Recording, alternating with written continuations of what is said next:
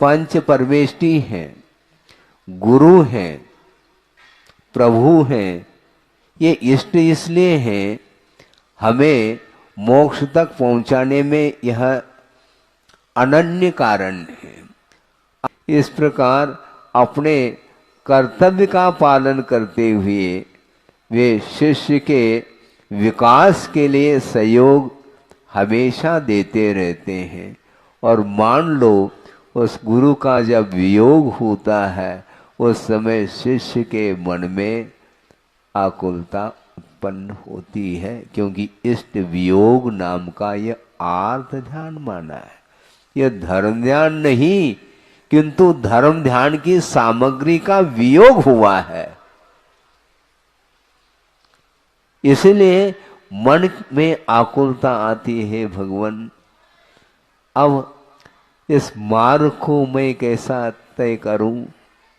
बहुत लंबा चौड़ा यह मोक्ष मार्ग है और आपने ही प्रकाश दिया है और मुझे चलने के लिए साहस आपने दिया है। ये आपकी कृपा के बदौलत मैं चल रहा था।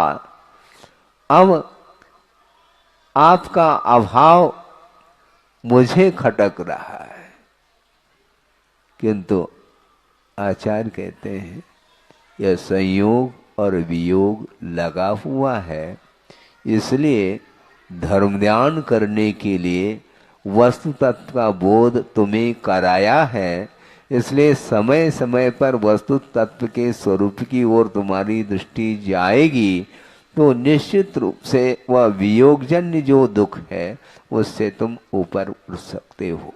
इसलिए जन्म और मरण की परंपरा से ऊपर उठने के लिए ही आचार्यों ने मोक्ष मार्ग प्रशस्त किया है और मोक्ष मार्ग पर निराबाध रूप से तुम्हें चलना है।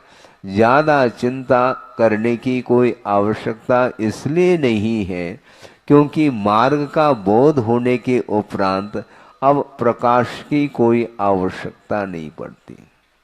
दिन में आप टॉर्च का प्रयोग करते हैं? दिन में टॉर्च का प्रयोग करते हैं क्या? नहीं करते हैं, क्योंकि सनलाइट है। रात में टॉर्च की आवश्यकता पड़ती है। उसी प्रकार तुम्हारे सामने आगम है और आगम के अनुरूप जब मार्ग पर तुम चल रहे हो, अब साहस खोने की कोई आवश्यकता नहीं, साहस बांधना चाहिए।